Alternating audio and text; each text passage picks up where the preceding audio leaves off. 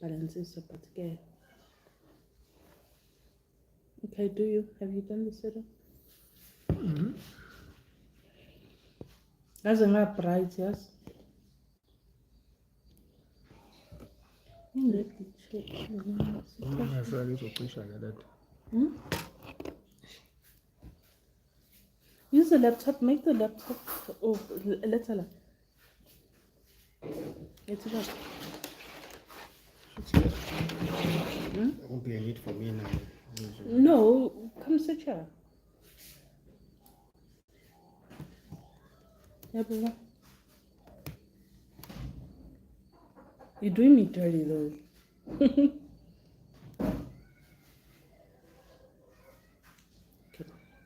Okay. It's fine.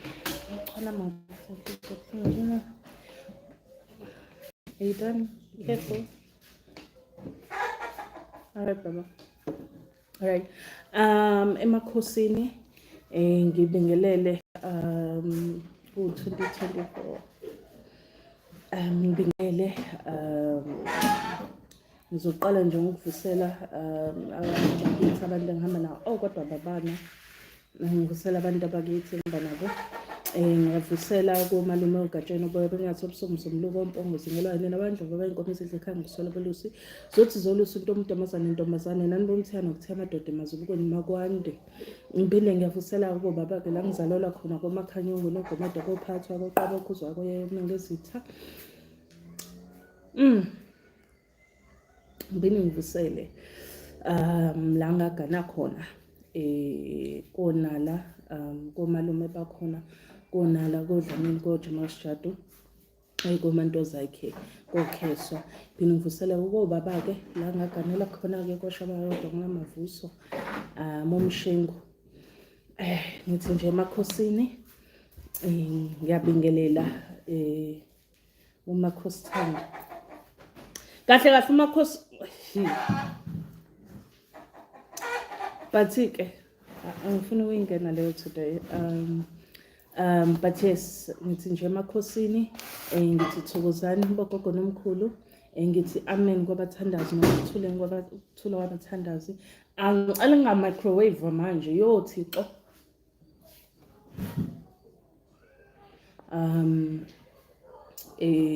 ngithi amen kwabathandazi nokuthula kwabathandazi ngithi camagu ngiyambingelela nje nonke obuningi benu ngibonge nje ukuthi sesingena komunye unyaka siyaqala phansi ngokukhulisana ngokufundisana ngokuphakamisana ngokulekelelana so angazi noma ufuna ukuthi kancane mhlawumbe umkhuleko omncane baba ukhuleka ngokufaka seriously it's nje you tapped out atubhizi usuku lonke tapped out so akuvumi ngabona nje kwamina ngawazi noma uyikhulekela kwamina kwanzima asazokhuleka sazowabuyisa nje siqoqa amandla kahle usathi ukuthi kusithola yeah okwami ngithi nje Nkosi sibonge nje ukuthi singelele unyaka omusha nabalandeli bethu abakhona ukuthi bahlezi basupporta abasiphakamisa basilekelela kulolu hambo ngithi Nkosi sibonge nje ukuthi ke abantu abaningi bakhonile ukuthi bawubone unyaka omusha yize baningi abangakhonanga ukuthi bawubone unyaka omusha ngithi nje Nkosi sibonge ukuthi siyaphila sibonge ukuthi izingane zethu ziyaphila ngibonge nje ukuthi sisanamandla ukuthi siqhubeke kulolu hambo lolu sibizele lona sikwazi ukuthi siqhube lolu gcobo esibizele lona sikwazi ukuthi siqhube umsebenzi wethonga owubeka phezulu kweimpilo zethu ngithi nje Nkosi siyabonga konke okusemfihlakaleni kwakho sibonge-ke nezithunywa zethu esihamba nazo ukuthi sikhona ukuthi zisiphakamise silekelele ukho konke sobe sikufundisa sikukhuluma kwazi ukuthi kuhamba nenhliziyo egezekile nenhliziyo enhle kuhambe nenhliziyo emsulwa engabukhona namacala engakhona namabala akhona kuona kwazi ukuthi ke sibalekelele abantu ngendlela efanele ukuthi sibalekelele ngayo kwazi ukuthi basizakala amazwe lawa afanele ukuthi asizakale ngazi inkulumo esifika nazo sithi nje ngegama lakho nomsindisi oletha ukuthula oletha ukuphila usikhanyisela indlela, usihlahlisa phambili. Ngithi inkosi nje iba nathi sikwazi ukuthi siqhubele phambili, sikwazi ukuthi siqhubeke nalo msebenzi ngegama lakho noma ingcwele kuze waphada. Amen. Vele ngivuka intombi esifubeni ngifakela la ufake ingakho ngihlezi ngibhema before izinto vele kuthi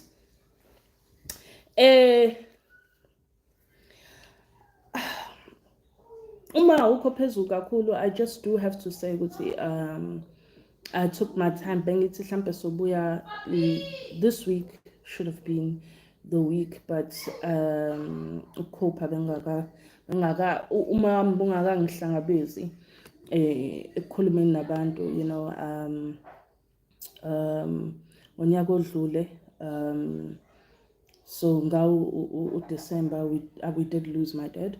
Ngibonge nje wonke umuntu owangithumelela imiyalezo, ngibonga abantu bengithumela ama message ko WhatsApp. I really appreciate all of it.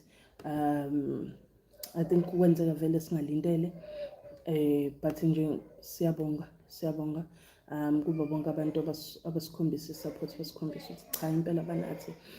Sekungcono manje inhliziyo isithe ukuthi iduduzeke,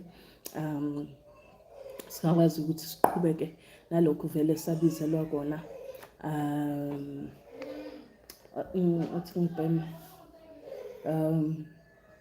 Yeah, I don't want to get emotional. Angibheme nje ngibe emoyeni ngihlangabeze kuningi engifuna ukuthi sikhulume. Kakhulukazi what we had discussed lana ke indaba eyixwayiso kulonyaka kunenonsense nje. I think ngisho siphethe unyaka last year engithe ukuthi ayi fanele sivale ku-2023 ngabe into esolokho esiqhuba, ngoba ngifuna ukuthi abantu mabaphile, ngifuna ukuthi abantu mabasizakale. I always say ukuthi ngifisa ukuthi abantu babe simeni ukuthi kumngoma noma kumlaphi uya ngoba there's a necessity, but not because kunama basics enshayeka kuwona, you know. Ngifuna ukuthi abantu umuntu ayephehlweni esazi ukuthi vele fanele ayephehlweni ngoba ekhonjwe abantu bakuthi fanele ayephehlweni, and not because utshele umuntu ofaka izembatho njengami, utshele umuntu ofaka ibhayo obhinqa ibhayo ethi cha fanele ayephehlweni. Zonke izinto lezi sishiye last year. This year ngifuna ukuthi njengoba sokuqhubeka ixwayiso siqhubeke nokunazisa izinto ukuthi kodwa lo shit nje lo obuwenzeka over the years ukuthi uyavalwa nje last year, because asikwazi ukuthi silokho siqhubeka iminyaka, siqhubeka izinyanga, silokho siba nezinkulumo ezifanayo, silokho sidinga into ezodwa. Asifuna abantu balokho bengena ehlathini kungafanele babe sehlathini. Lo shit nje sikhathele kona, you know. Khona ivideo engihlangabezane nayo just before I was meant to go on live, and wathi lo mkhulu u2024 yabona ke manje umlaphi emekhuluma before nje azosifundisa izinto sifuna ukwazi ukuthi uthwasephi, like ikhwama ukuthi uyigedlo whatever ukuthi kanjani uyivusa kanjani. Wanna know all of that. And as much as yes, like I have problems or ngingangabona ngasoline nala ngaphothula khona ade nje ushaka ukuthi mina ngabatshela abantu ukuthi ngathwasaphi kwisangoma esidala nje futhi ke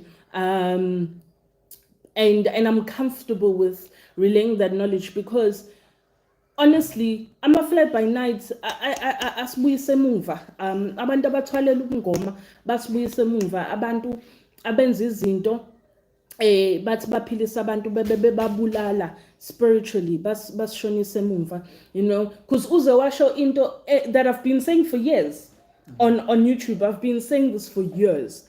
Uyisho bengiqala ukuzwa yabo ethi even umuntu othwase emanzini siyakwazi ukuthi kuyisimo kanjani kulowo muntu loyo, simbona kanjani umuntu othwase emanzini, because at the end of the day noma ungathwasa emanzini kodwa uphothulwa ngaphandle kwamanzi, uphothulwa like emhlabeni yabo. Because asithi nje umuntu osemanzini ufana nomuntu osesamazulwini yabo.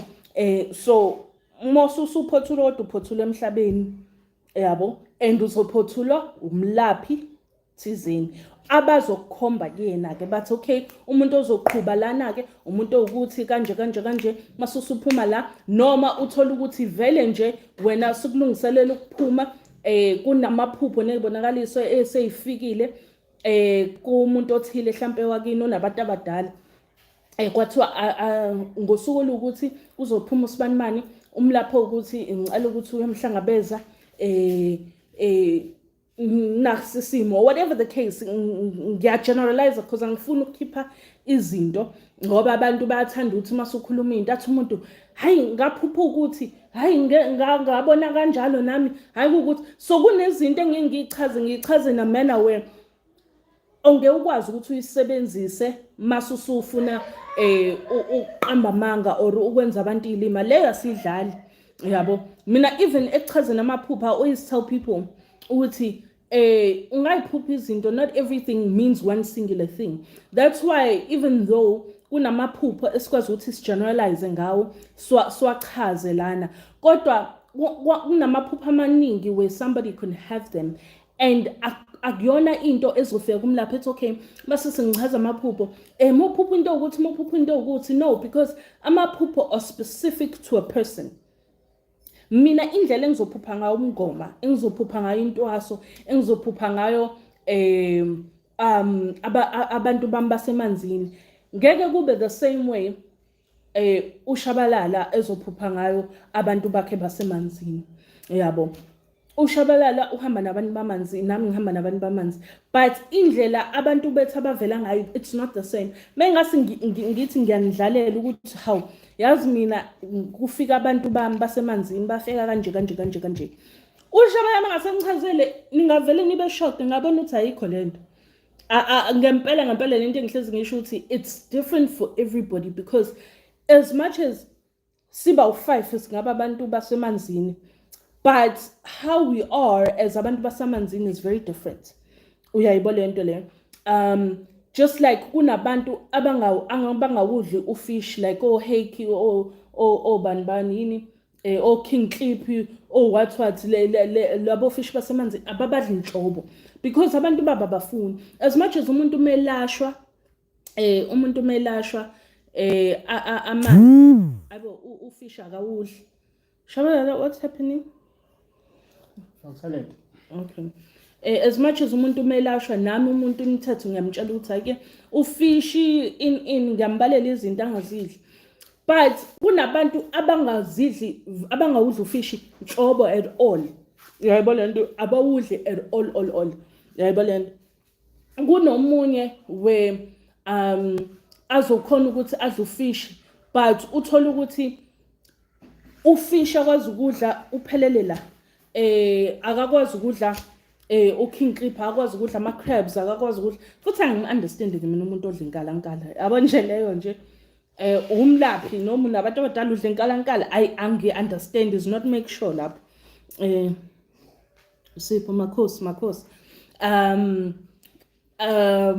yeah umuntu odla inkalankala ibazalwane is not make sure I'll never understand udla inkalankala because mina ngazi kangaki uthola ukuthi ngiyiphupha noma ivumbuka isila endlini uyabo ungazi ukuthi ingenephi ngoba vele abanikazi bomuzi mosibethe amakhehla ethayangena ubona usukuphakathi yabo ukwaba nje ewuxhaxha nje egcwele igceke usathi ujika ikhona nansi inkalankala usathi uthulana nansi inkalankala.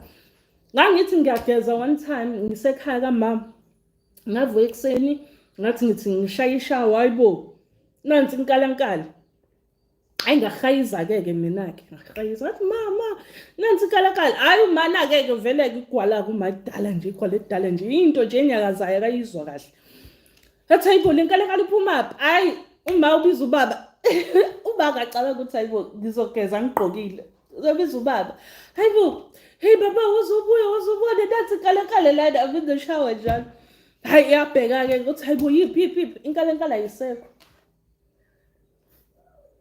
like uyakhumbula futhi the time ngibalekile ekhaya I was what 17 no I was 18 that year because I was doing matric ngabaleka ekhaya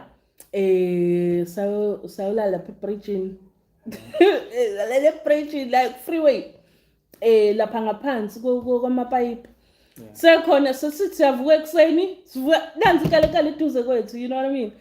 Like there are things like you just umuntu odla inkalakala is not make sure bazalwane inkalakala like it's our ancestors. Can you not be eating our ancestors? But other than that kuneminye imithetho that umuntu wasemanzini might have other than not eating fish. Uthola ukuthi mhlambe omunye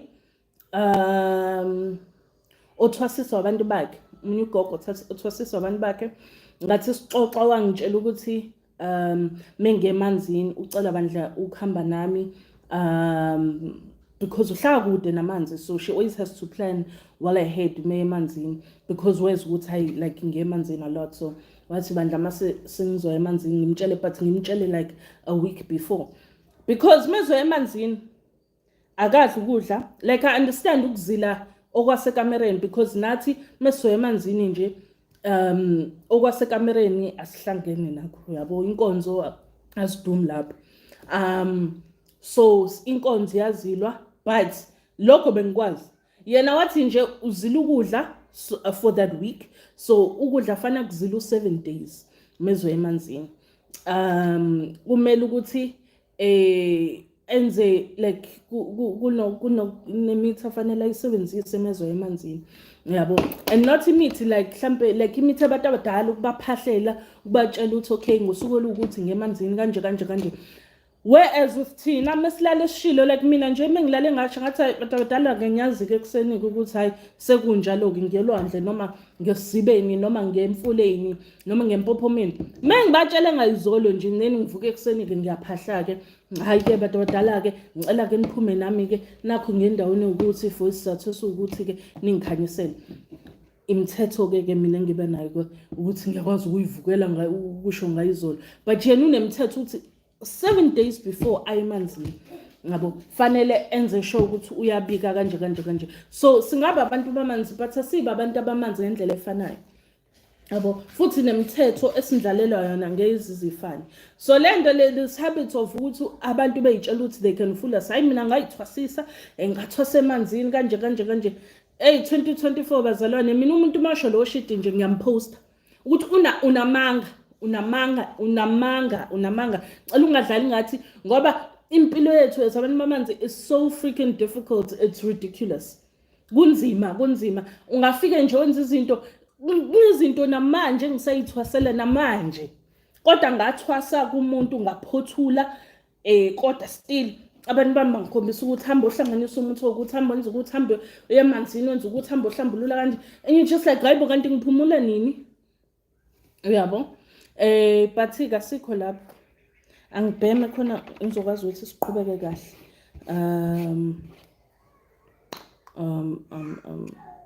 Ngoba ngiyabona I know the stuff that we thought about that we need to say. I hope you've prepared them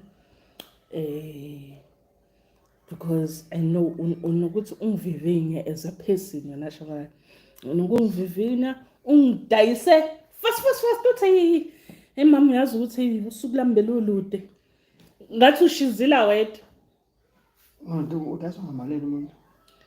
Cha uyangidayisa nje baba, uhlezi ungidayisa ngamalini umuntu. Ababa uhlezi ungidayisa musuthi ngidayisa malini, uhlezi ufuna ukuba muhle kubantu. Mina ngihlezi ngisipoke sikusukelayo ngoba uyasithulela uthi hawu Nkosi yami ushabalala nje Nkosi yami idonga lonke. Cabanga nje idonga lonke. Langidayisa idonga udayisa nje abantu bashabalala. Hey nengane yomfana kodwa ngicela ukusho ukuthi ayi ngiyanizwela abantu besifazana abazogana ingane yami yomfana ngoba ngiyayibona nje ukuthi yo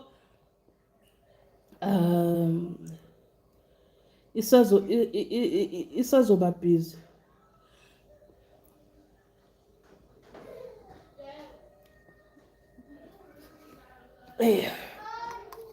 Okay.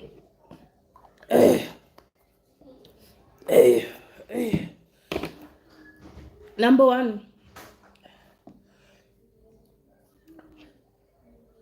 umuntu njengoba last year I know in a video we did say ukuthi ngicela abantu bagweme ukuhamba imisebenzi yabo. But there's a part of that we didn't mention, and ngiyabona ukuthi ngazi noma ukukhohlwa, but it was actually very important that we mention it. So into esifuna ukuyikhuluma manje, one of the things egibe inkinga umsebenzi dangerous uma uzohamba umsebenzi umuntu unga-understand. Engithi nganibalela mina ukuthi imisebenzi engayihamba yomakhelwane noma yomuntu wendawo noma yasekhaya yabo, because nami lezinto mina-ke vele abangibizi-ke ngoba vele imisebenzi yabo isuke ihlangane nemikhuba yabo. Abantu basekhaya angifihli yabo, ngabalapha nje abantu, but ngingafihli esami isisindo, because I also want people to understand ukuthi I know where they're coming from and kunzima ukusetshenzwa ekhaya. So mina vele nje imisebenzi nje yasekhaya, number 1 abangibizi, number 2 ngiyayiphupha before yenzeke, number 3 ngiyakhonjiswa ukuthi njengoba kwenziwa lo msebenzi ukuthi isizathu sawo wani, inhloso yayo yani, and so forth uyabo. So into eningi nje ngiyiphuphe, and because I know mina the dangers, as much as even if noma kuthiwa bekukuhle ku-right kunjani ekhaya, I still wouldn't go, because I've had experience with people. Umuntu ovela wakhikha-ke nalokho hayi, umuntu uthola ukuthi uzoba nomsebenzi, right? Abe nomsebenzi, ngisho-ke nje asithi ekhaya for example, umuntu kahamba umlaphi, labalaphi-ke abakhohlakeleka abasebenza ngomnyama, kuthiwa yabo ngoba ufuna ukuntshontsha into ethile noma ufuna ukwenza umkhubo othile ngethongo lasekhaya noma nabadala abathile basekhaya, because bayanibalekela nina ngoba bayanibona izinto enizenzayo, enza njena ukuthi uzokwazi ukuthi ubadonse labantu.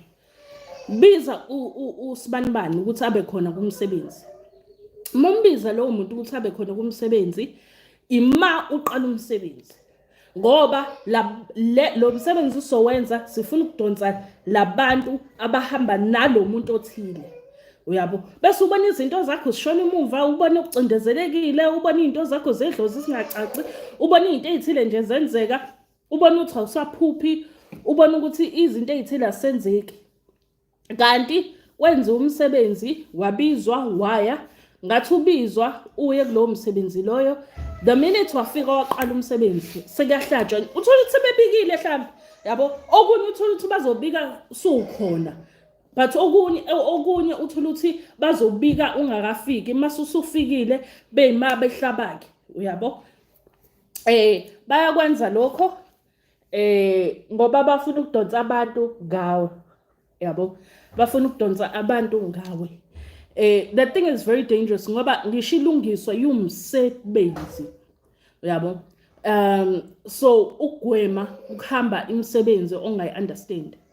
2, jwayelani ukuthi menizoba nemisebenzi nichele izinto zokucupha, nicuphe umsebenzi, nenze sure ukuthi lezi zinto lezi ngiyawuvikela umsebenzi niwenzayo, because noma ungamthemba umuntu ozoba ummemile kumsebenzi, kunomuntu abathola ukuthi like with me ngenza umzekelo ngami, I only trust a few people, and because I only trust a few people, abantu abana access yokuthi bafike. That's why even mina mathwasa ngingithi yes kukuhle ukuthi simeme izangoma mhlambe ngenza umzekelo, simeme izangoma kube umgidi kugcwale kugidwe kube kuhle.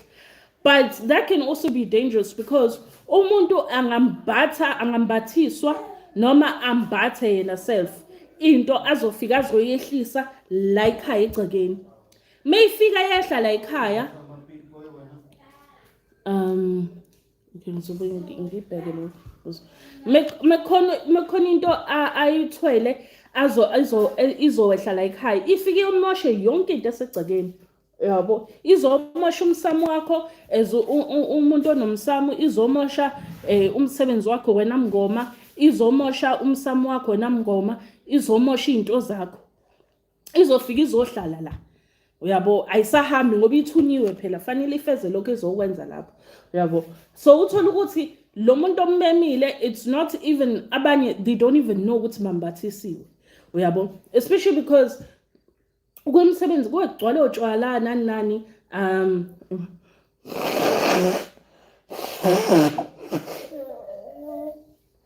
imsebenzi kugcwala otshwala nani so uthola ukuthi umuntu mephuza uyathanda ukuhamba into kanjalo yabo uyathanda ukuhamba into kanjalo kanti sebamheha ne sebamdonsa ngotshwala ukuthi abe khona mase khona kuyazi ukuthi hayi vele uyaya laphayana and uyangena laphayana thina sikhona ukungena lapha yabo bese ke bambathise yena ke lowo muntu leso silwane thizeni o leyo nto thizeni bambathise yona bese ke ifika lapho iyehle egcekeni ke bese ke izowenza ke lokho okungcola ke ezokwenza.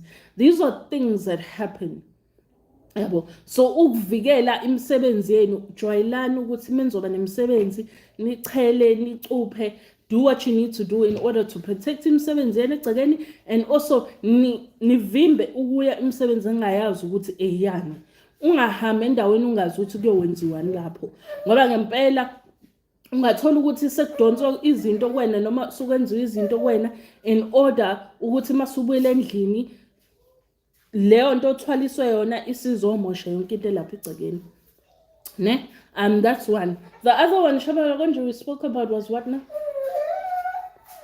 Obwezini nje ufana nochicken nje wenza show ukuthi kuyazi ukuthi ukhona before sisifika lapho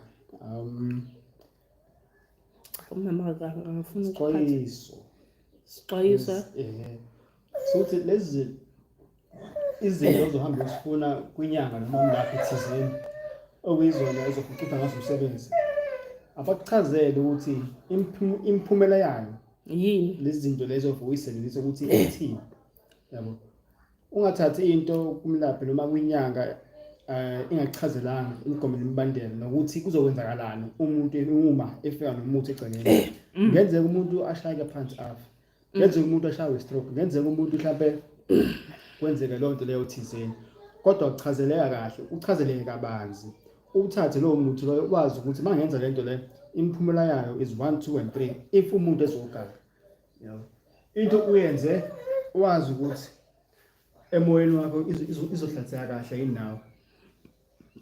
So basically just to labantu abathanda English also to understand in English mozocupha when you're going to be doing a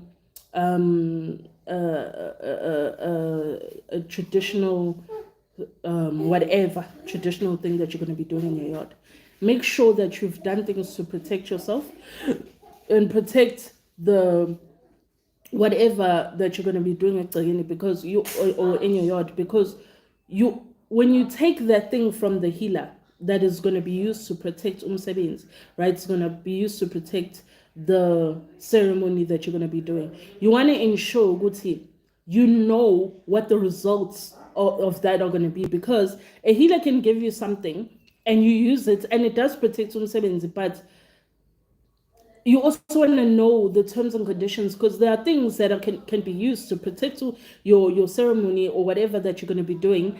And the result of that is when the person tries to do something, they can die in your yard, or they can have a stroke, or they can what else? Yeah, so somebody can have like a broken whatever, and have fits or whatever. So a lot can happen to a person. So it's important to know what the results of that are going to be. Understand the terms and conditions. Don't just take something without fully understanding what the results of it are going to be. This thing of taking immunity and not getting the terms and conditions of it is very important. Yeah, but that's why I mean, when I sit with somebody and I explain izinto, because immunity, washo don't really come with all of that. But immunity comes with that. So you need to understand. And so when I give umuntu umuti, I always explain to them, okay, this muti does this and this and this and this and this. Because even when I give somebody umuti again, I always explain to them, okay, masusuchela whatever they're going to be sending to you, it's going to go back to them. This is what's going to happen, this is what's going to happen, this is what's going to happen. We understand. You have to know, because you don't want the burden of somebody using something and then they die and then you don't know that it was going to result in their death. As much as it's not necessarily a bad thing, because as fun ones because if somebody dies from whatever that they were going to do to you, it's most likely because nabo they were using something ukuthi wena ufike ufe. The thing with the immunity as well, when you use them or when you're doing things to protect yourself, whatever that they send to you, right? If, for example, they sent you umuthi ukuthi wena ushawe stroke, when you do things to protect yourself, usually that thing, it will go do the exact same thing to the person. So if you were meant to have a stroke, that person will have a stroke. If whatever they sent to you was supposed to kill you, then that person dies. Because I don't want to give those people incentive of okay, make tumele, then this is what is the result of that. So I need to do this and this and this so that doesn't happen. You need to be clear on that. Always make sure you understand, because abantu bayathanda ukuthi bajabulela ukuthatha izinto without actually fully understanding ukuthi bathatha ini yani. That is just walking in ignorance. Uyabo, into ofanele uhlezi ukuthi understand ukuthi yenza ukuthi, so mina I spend that time, mina ngiyahlala nomuntu esigodleni 2 hours. Uyabo, that's why I think I was having a conversation the other day with somebody, and I said to them, Isangoma is the bridge between the past and the future. So they get information about your past, and how to fix it in the present, so that if future yakho izokwazi ukuthi ihleleke kanje noma ikwazi ukuthi ilungiseke. Uyabo kanje, so that into eyithela zenziwe kuwena zingabusaba nespace ukuthi zifezeke, instead ikwazi ukuthi alterisheke. So lokhu obekulethwa abantu bakini ukuthi kuzokhanya esimeni sakho khona ukuthi khanya, right? So isangoma is that it's the bridge between the past, the present and the future, right? Inyanga is the bridge between life and death, because inyanga iyakhona ukuthi ikunikeza umuthi wokuphilisa and iyakhona ukuthi ikunikeza umuthi wokubulala. That's inyanga. Uyabo, that's why they don't abide, or they're not ababophekile to the laws of nature, so to speak, in terms of ukuthi ukuthi umuthi othile ukwazi ukuthi ukhiphe, or umuthi othile ukwazi ukhiphe, unless ke umthetho olethwe abantu bakubo. Uyabo, ifike inyanga ke mhlambe ke itsheliwe ke idlozi la kubo ukuthi no, ukuthi nokuthi nokuthi wena ukhiphe. If they don't receive that, noma la ithwase khona ke inyanga kuyasho ukuthi ayithina ke ikhwameni zala ekhaya, umuthi ukuthi nokuthi nokuthi asukhiphe, umuthi wenza ukuthi asukhiphe. Uyabo, unless ke umthetho wempande noma umthetho wedlozi la kubo, they don't have any other laws that they abide by except their own and their own conscience. Yes. So umuntu ini conscience kodwa eZulu nembeza wakhe, yena nembeza wakhe. Uyayibona, that's inyanga. Isangoma, it's not just about unembeza wakho, it's also the laws of nature that we have to preserve, because thina sibonwa la ngabonwa khona. We see the unknown. We have the ability to be shown imfihlo, uyabo, that are only meant to be seen by seers. So we have certain laws to abide by, so that our gift doesn't infringe on the balance in the world. We are usually balance yasemhlabeni efanele ibe khona. But in Yanga, they don't abide by that. One of the only laws that they abide by are those that remember Zawake, umthetho wempande nomthetho wedlozi lakubo. That's it. Yabo. So when I had that conversation, ngathi, in today's time, you have izangoma acting like inyanga, and you have inyanga acting like izangoma. That's why abantu are so confused, even in terms of what they're supposed to be doing and how they're supposed to be doing it, and what is right and what is wrong. Because ngize ngathi lo muntu yazi, because utheng mina isicefe so esenza ukuthi sometimes singazi ukuthi kahle kahle kupho right no wrong is because labantu abenze ubusathane, labantu that are doing things that are purely evil, they are all over, and awusazi noma lento abakutshela yona right or wrong. Ngathi inkinga ekhona is that labantu abenze into erongi, abenza amacala kamoya, because amacala against spirituality that they do. They have the loudest voices and they have the biggest platforms. Awukazi ubone umlaphi ophilisayo ongathwalisi ongawenza umkhuba that has less than 50,000 followers. Ungafa akekho meko ma socials, akekho umlaphi nje ophilisayo, owenza izinto zokuphila, owenza izinto zokukhanya, ovula inhlanhla, owenza izinto nje ezikhanyisa impilo zabantu. Lo mlaphi loyo will have less than 50,000, less than 50. Even more to bega ama videos akhe uthola ukuthi lo mlaphi loyo mhlambe it will have 10,000, it will have 15,000 views, it will have 5,000, it will have 2,000, it will have 1,000. Labo balapha bakanjalo, laba baphilisa. Yabona ke laba bakhuluma siyathu ukuthwala ukudlisa or ukuthi yabo umuntu mekwenza ukuthi kuze uqede ngayenza ukuthi labo bantu will have 50,000 views, 100,000 views, 200, a million views.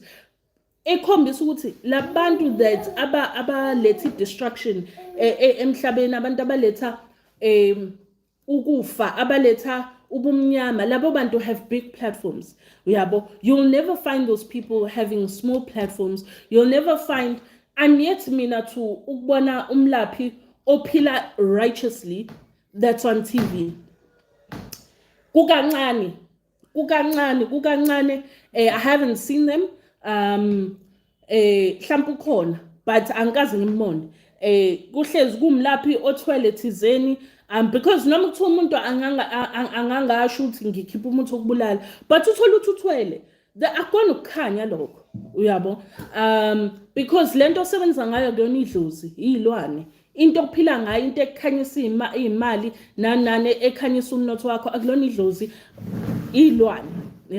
And umuntu osebenze ngezilwane kunendlela afana aphakele ngayo izilwane zakhe. And the chances are ukuthi labo bantu have to take something of the soul from umuntu who doesn't know. Umuntu obene inhlanhla alale nomuntu othwele. What happens? Abona inhlanhla zakhe seyishabalala. Leso sibomo sakho kodwa baba. But ebona seyiphela.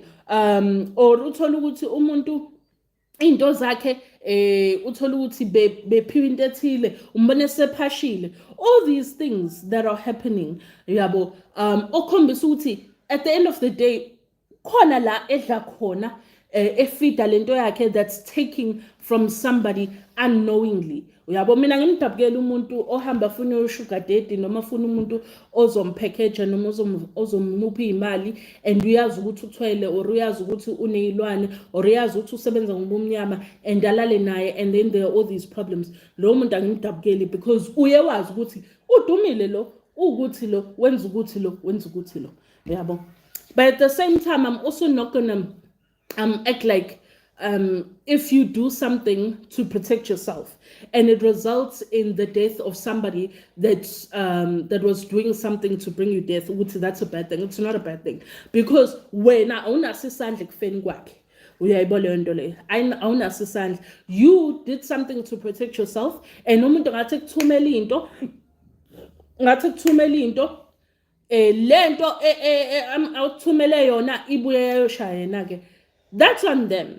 Because at the end of the day alikho icala ekuzivikeleni. Icala ukuthi wena ukhiphe isibhamu uthi udubula umuntu kodwa umuntu uma efike egcekeni lakho ezohlasela wena bese uyamdubula afe kuqala even enkantolo icala liyamlahla lo muntu loyo because at the end of the day they came bazohlasela wena endaweni yakho uyabo ohambanga wena wayobheka umuntu uyayibona le nto leyo awenzanga lutho awubizanga igama lomuntu because even nami mengisiza abantu ngiyamtshela mina umuntu ukuthi okay mosenzisa umuntu othile musukubiza igama lomuntu musukuhlambisela don't say I think it's so and so so masusu ususenzisa umuthi thizeni bese ubiza igama lomuntu that is wrong because abantu bayacasha ngabantu umuntu angacasha ngathi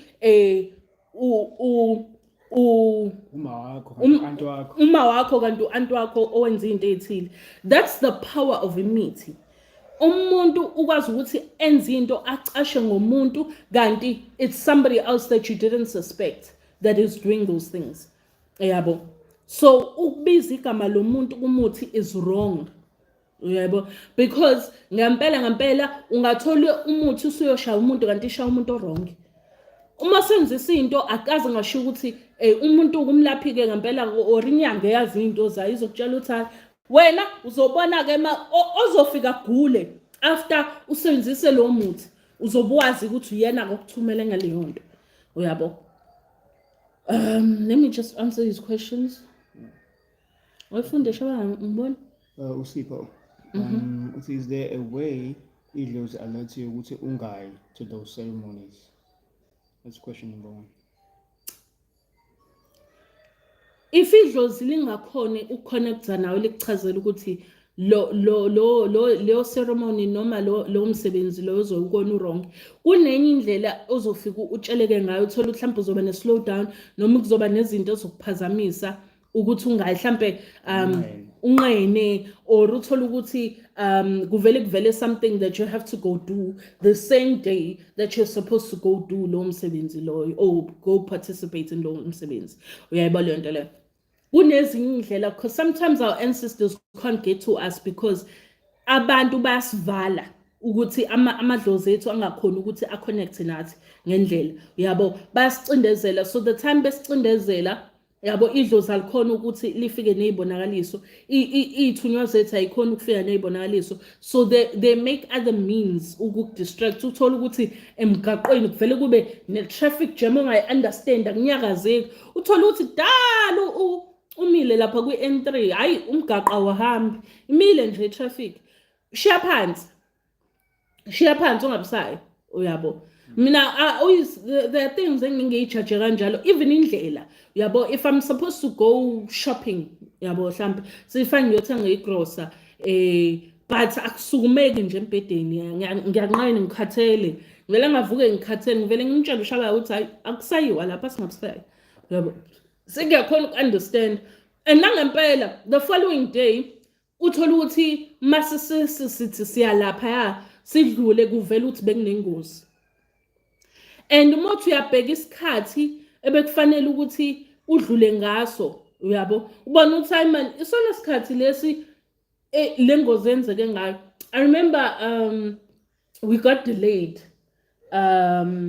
siyophothula umuntu sasiyophothula umuntu and we got delayed yakhumbula sithi siyafika lapha if we had gone there earlier we would have been in that accident indlela leya moto ebipeqeke ngayo vele ubona ukuthi hayi man the accident probably happened like 10 minutes ago and that was roughly the time kufanele ngabe sesifikile lapha yabo and we've had lots of incidences like that utho mhlawumbe besifane siphume ngo2 endlini kwaba khona into esikhipha ngo5 endlini ntambama sithi hayibo kwenzeka ukuthi yazinzwile ukuthi kwenzeka ukuthi endaweni ukuthi and that was roughly the time we were supposed to be there yabo so idlozi sometimes alikhona ukuthi likukhombisa ukuthi what is wrong or what's happening and why you can't be somewhere but liyakwazi ukuthi likukhombise ngezinye indlela ezikwenza ukuthi kube nama delays yabo kanti ke you realize later actually you shouldn't have been there yabo next okay still Usipho some questions like crazy anyway Usipho uthi do you have to get something from a healer to protect igceke or is there something then one can put together to protect it, like praying or like praying for water, etc. Learned it's dependent.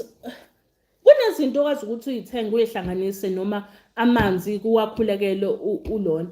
Mina what I always say, when you have problems, idlozi lakho noma isithunywa sakho sometimes can't elevate leyo nto at the level it's supposed to be elevated at, so that it can do what it needs to do.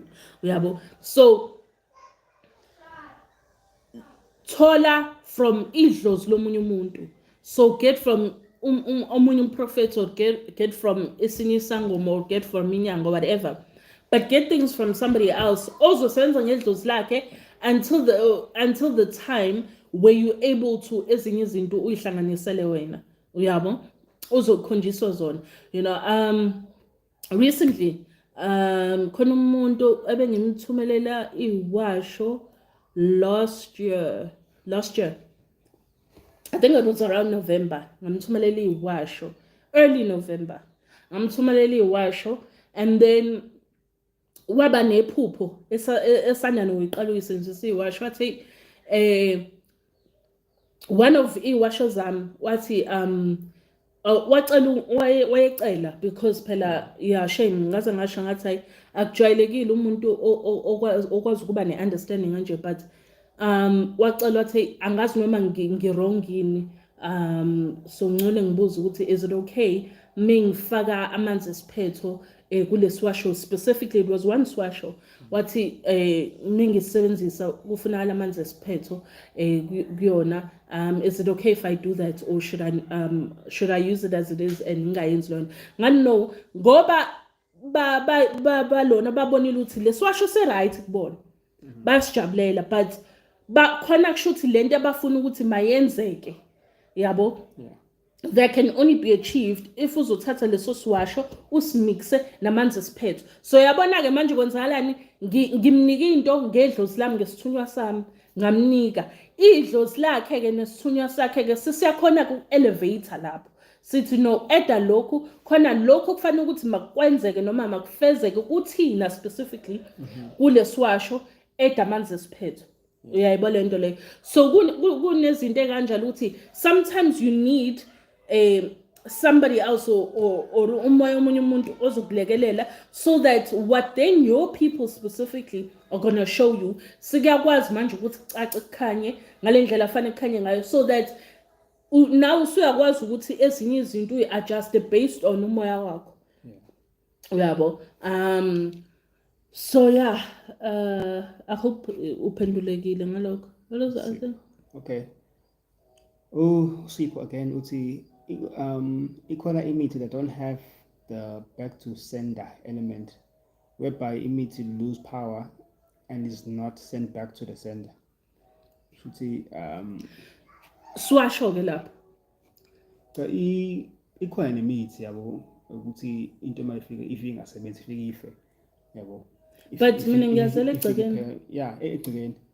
Ifike iphela manje ikhona, kodwa ke udinga ukuthi uhambe ke uye kumuntu oyisangoma o nyanga thizeni ke leyo, noma umthandaziko osikhipha iwasho, yabo, noma okukhulekela amanzi, ozofika kuchazele kahle futhi nokuthi isebenza kanjani, yabo. Noma uziyele enyangeni ke uyicela ukuthi ucela lo ukuthi ubulala umuthi makuthi umuntu uyeza noma akhathale noma angakuboni kini noma kwakho mayethi uzoganga, angufuni lo ukuphindiselayo emuva, yabo. Sengabe wena ochazayo ke lapho mangabe ufika kunyanga leyo ke mawufuna umuthi, mawufuna iwasho, angicabanga ukuthi iwasho zakwazi ukuphindisela. Iwasho nje doesn't go back to sender. Ngingaba wrong, kodwa ke angicabanga ukuthi khona isiwasho. Mina asikho engisaziyo isiwasho esiphindiselayo. Mina ngazi ukuthi iwasho nje zilungisa kumuntu, zibolisa imithi. Yeah, as lona as buyisele emuva. And also ingaba khona eminye imithi that does it, but I only know mina of one umuthi obolisayo.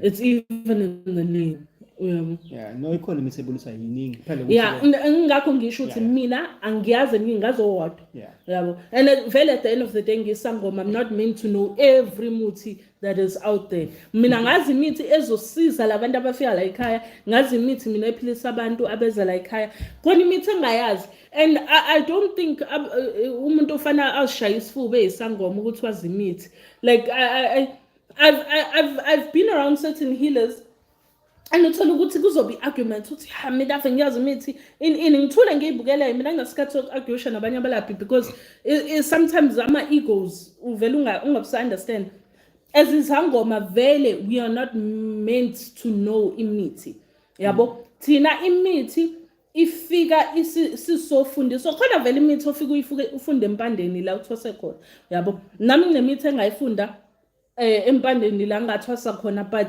uma was never interested yabo khona imithi ngikhumbula khona umuthi engangifundiswa wona lo muthi loyo uhlambulula umuntu emathuneni ngawo right and ungiphathisa ngekhanda ngatshela I think like 3 or 4 times ukuthi kungena umuthi ukuthi nokuthi la ngathi okay sikufanele kufika umuntu ke manje ke oyogeza emathuneni hey I couldn't tell you not one muthi ofanele ungene lapha ngathi ngabiza ngathi hey Makhosi so and so cela uzongihlanganisela lento angisakhumbula ukuthi konje kwathi hayi nawe Ndlovu avunjalo no mina abantu bami unless kuyimithi yasemanzini right for my own ikhwama ke imithi yasemanzini ke ngoba there's imithi specifically ekhule emanzini yabo then ke umqondo wami uyavuleka uyabo hayi ngiyabona ukuthi hayi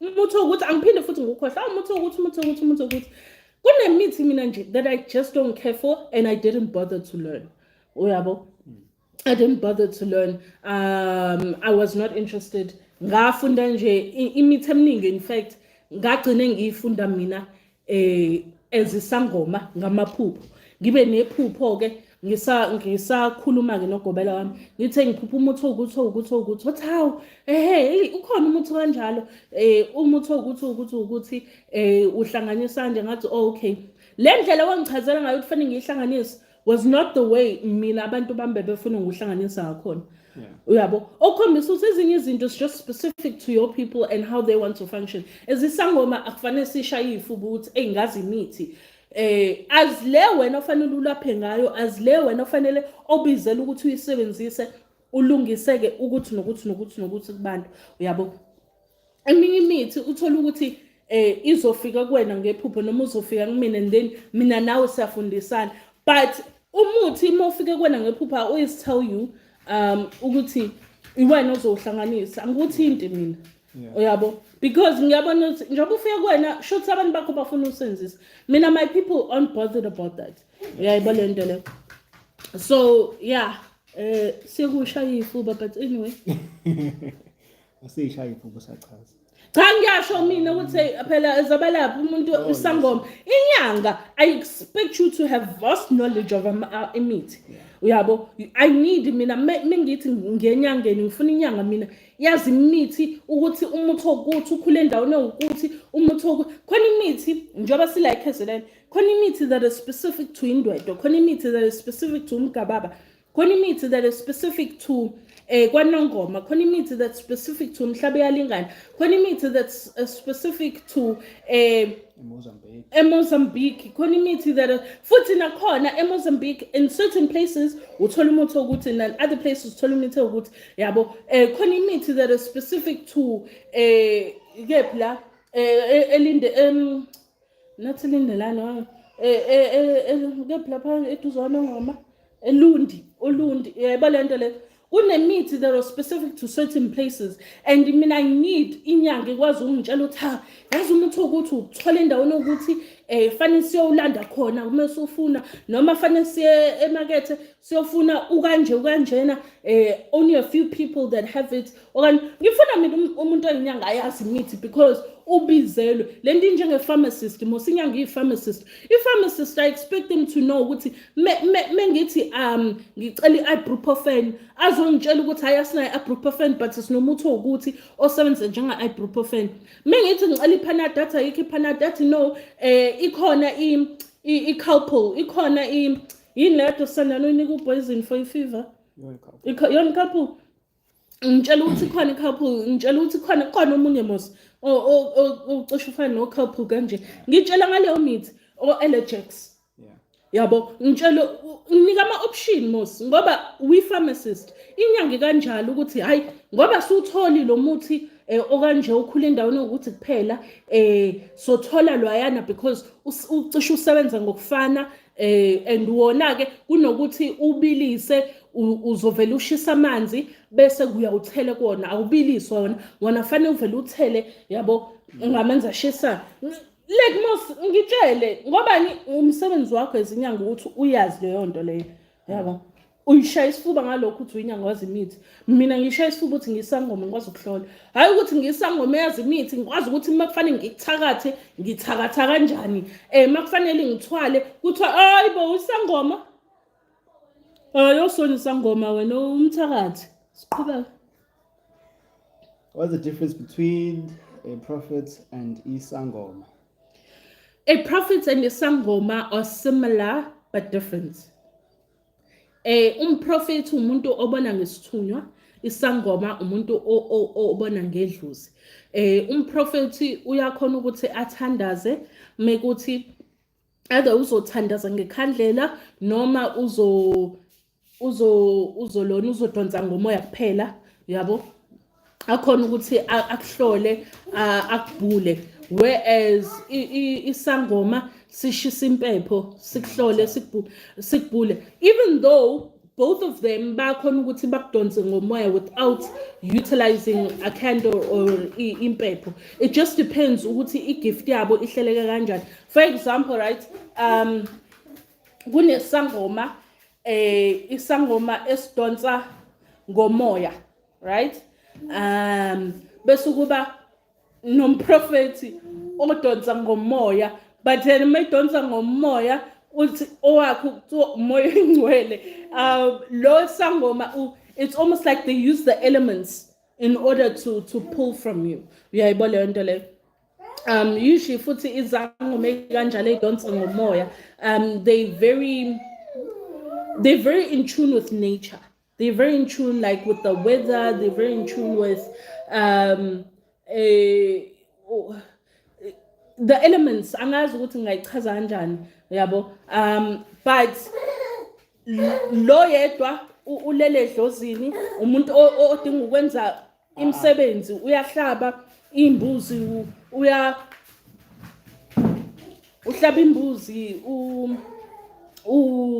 ulona uhlaba imbuzi uhlaba inkomo uhlaba inkukhu ezibovu kanjani la umprofeti either uzowenza ngamanzi noma izinto uzenza ngamanzi or kanye uzenza inkukhu emhlophe. Prophet is not meant to use a red chicken, black chicken, a grey chicken. Le inkukhu lezi zesizulu akayisebenzisa senza nje inkukhu emhlophe. Menza into ongohlaba mhlambe isilwane ugcina esikapini. So inkukhu emhlophe isikapa. La isangoma mbuzi wena red chicken wena impangela into kanjalo. So there are slight differences but they're very similar in how they function yabo because non-prophet it doesn't ngawuthola umprofeti ozo tshela indaba zokuthi uthakatha so manje kufanele senze ukuthi nesangoma ngesithi hayi ngoba uthakatha usonto fose wenza ukuthi uthakatha usonto so kufanele senze ukuthi ke simthakathe no the laws of prophet nesangoma are basically the same. Imithetho ebekelwe thina as abantu bamoya abakhona ukuthi babe nezibonakaliso ababona yonke into yomprofeti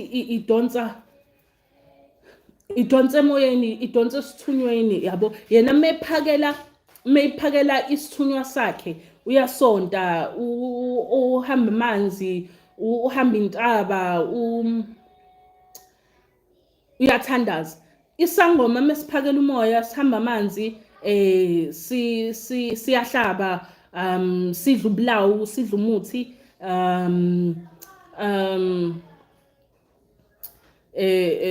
what else?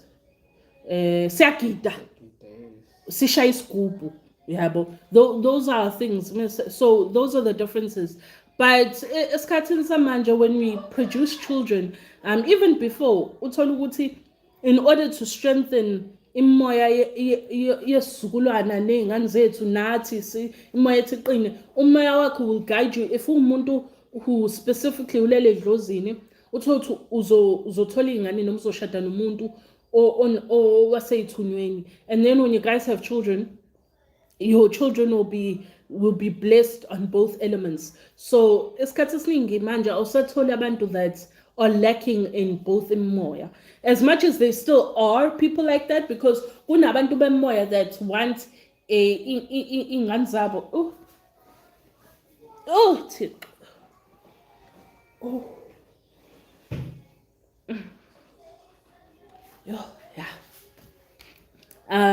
That wants uthola ukuthi mhlambe asithi abantu bami bayizangoma, right? I come from a line of izangoma. Then they're going to want to ukuthi i-bloodline yami ishade kwi-bloodline laba zinyanga khona, yabo, to strengthen ukuthi ingane esiyitholayo izizukulwane ezoba khona ukuthi zizophiwa isiphiwo sokubona nesiphiwo semithi sempande, nabo. So you have things like that happening. But yeah, prophet and the sangoma are very similar, but they different at the same time. Even izembatho, it goes down even to izembatho. Prophet akafak bayi, yabo. Yeah, akafak bayi, ufaka ojazi, ufaka akafak futhi ubuhlali, yabo. Isangoma though uyafaka ubuhlali, ufaka amabhayi. But yeah, moving along. Philani? Yeah, Philani uthi Makhosi ngabe iyafana yini inyanga ethwasiswe umuntu nethwasiswe abakubo?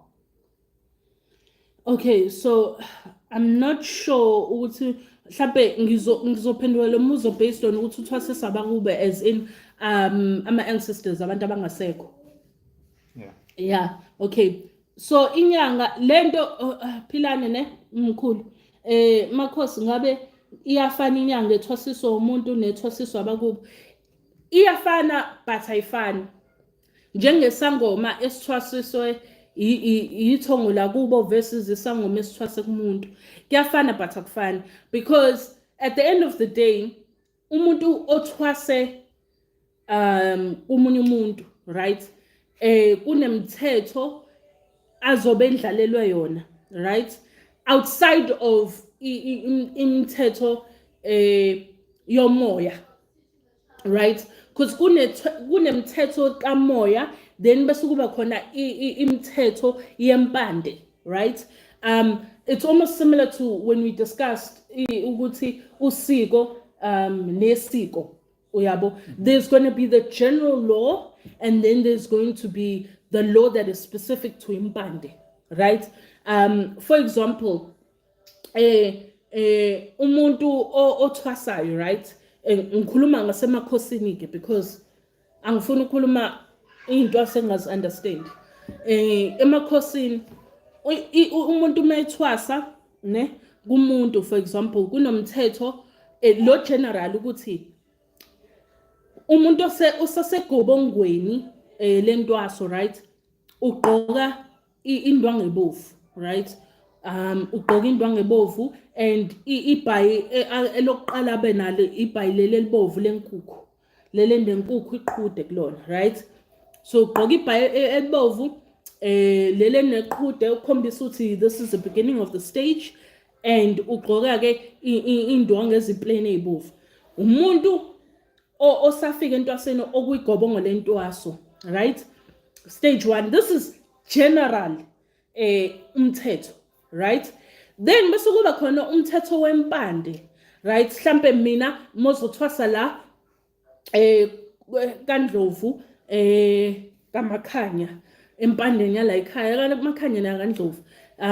Mothwasa la ekhaya mina I expect umuntu ukuthi mhlambe njengani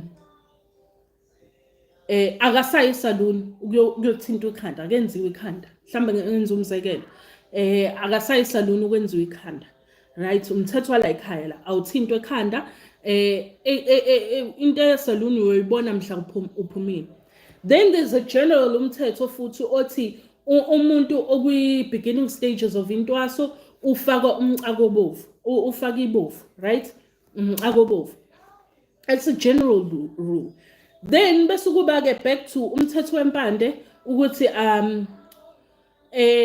umuntu mina la ekhaya mesathwasa hamba ngenyawo, uyabo, awufaki isicathulo noma uthi uyapi uhamba ngonyawo, right? As much as it's also a general rule, but you find now healers not abiding by the rule. Ubona amathwasana umuntu ubhizi ufaka izicathulo, yabo. Kodwa mina mothwasa la ekhaya nje isicathulo sigqoke. Sigqoke nje uyoqeda intwaso yakho before ugqoke isicathulo, right? So into kanjalo. So umuntu othwasiswe inyanga ethwasa kwenye inyanga noma isangoma esithwasa kwesinye isangoma kunemthetho that they gonna have that is general rules kamoya. Then there's gonna be those rules zempande. So mekhuliswa uzokhuliswa according to lapho kuleyo mpande leyo athwasa kuyona, versus mekuthi umuntu uyayithwasisa yena uthwasisa abadala bakubo. Kunemthetho where your ancestors abangidlaleli yona. Mhlambe your ancestors won't tell you ukuthi amaqanda ungawadli usathwasa. Uthola uqhufuza amaqanda wena, but you're not supposed to eat them. Yabo, ngoba usathwasa. Nokuthi ke your ancestors will give you guidance according to them and what they deem important ngaleso sikhathi. Kune guidance abangeke baze bakunike yona, uyabo. But at the end of the day mhla ngiqedile you're going to be the same thing. If uyinyanga uzobe inyanga, whether uthwasiswa inyanga noma uthwasiswa abantu bakini uzobe inyanga. Uma isangoma whether uthwasiswa ithongo lakini or isinye isangoma uzobe isangoma, yabo. So those are the differences, but otherwise it's the same thing. It doesn't matter what uthwase kumuntu noma uthwase from your own ancestors. It's the same thing. It's just that, as I've said before in one of my videos, ngathi mina personally ngazicelela kwabantu bami ukuthi ngicela ukuthwasa kumuntu ngathi bengilanda because I knew the implications. Uyayibona into leyo. I knew the implications of ukuthwasiswa yibona nenkinga engangizoyishiya emhlabeni. Ngithi ngiyothwasa wherever babezongifaka khona, whether babezongifaka ulwandle bezongifaka isibeni, wherever babezongifaka khona. I knew the implications of that, and I didn't want lezo inkinga lezo because ancestors babuye basidayise kunezinto abangayilungisa abazibukelayo kuyona, uyabo. And then masusuqedile still fanele uzodila nale inkinga lezi. Ngcono ngidile nazo ngisathwasa ngazi ukuthi yonke into engilungisayo ngibe ngilungisa ngala ngibe ngilungisa nasentwasini yami. So by the time ngiqedile umthwalo usuwehlile, hayi ukuthi ngiyoqala phansi ngizolungisa inkinga efanele ngabe zalunga ngisathwasa. Yabo. Futhi omunye umehluko kumuntu othwase kumuntu nomuntu osithwasiswe abantu baku isikhathi osithwasayo. Yeah. Isikhathi osithwasayo siyahluka. Mawuthwase kumuntu kugobela esigodleni somunye umuntu uyawuhlala u9 months kuya kunyaka, yabo. It can be longer, but the standard is 9 months a year. Yabo, asingaje kude the standard 9 to 12 months uyawuthwasa uqeda uphothula, ne.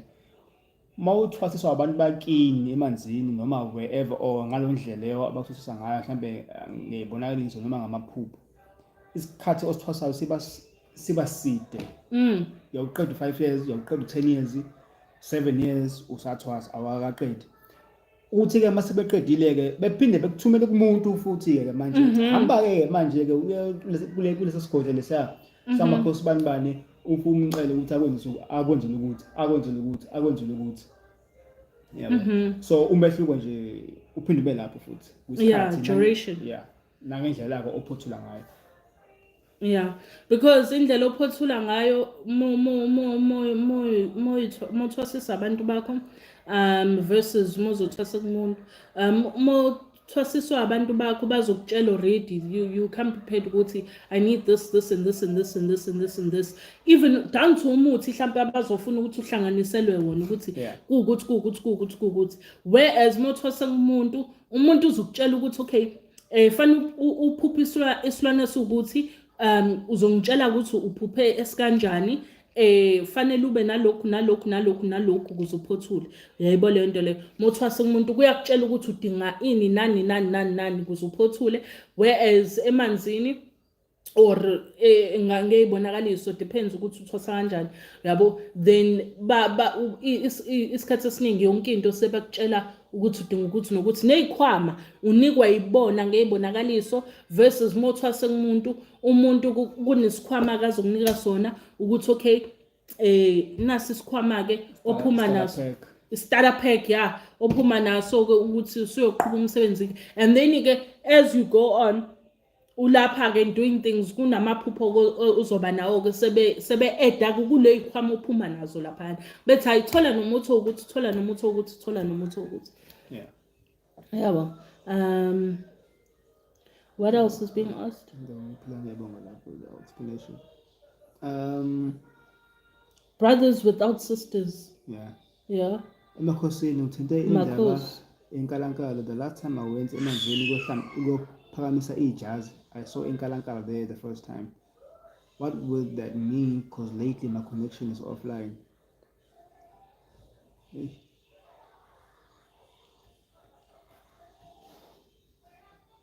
ithanda ukujula umbuzo wakho brothers without sisters umbuzo wakho ithanda ukujula kakhulu I think it needs a deeper explanation than this video would allow you see into already but I think into ongaqala ukuthi uyi-assess noma ongazibuza yona ukuthi ukuxhumela kwakho namathunga kini uqale kephi ukubheda noma uqale kephi ukuba slow noma uqale kephi ukuthi bedonse inyawo mase kuziwa ngaseyibonakalisweni noma kuyinkulumo abafika nazo noma namaphupho usungaqala lapho ke ukuhlaziya kwakho ukhona uzoba ne-understanding ukuthi ngabe kuhambe kephi wrong noma ikuphi la mhlawumbe la unyathele khona kabi noma ukuphi la ongazange uzwalele kahle khona into khehla I'm assuming by brothers without sisters ukuthi umuntu esilisa so into engayisho nje khehla ngempela umbuzo wakho ngesikwazi ukuthi uhlaziye kahle la into engakhulunywa eceleni nje ezodinga ukuthi ijulelwe nje iyonto esingayisho because kuningi nje in that small question it's very loaded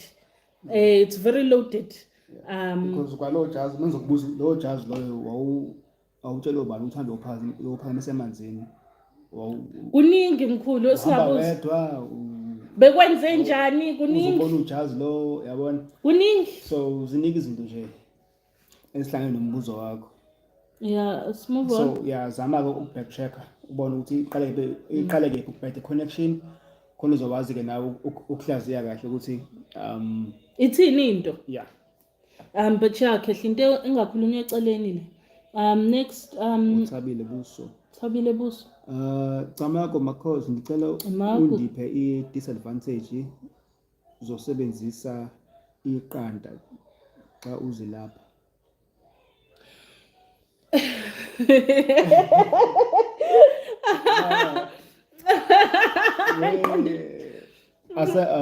Thabile azazi ke ukuthi uma uthi yazilapha ndlelani mhlambe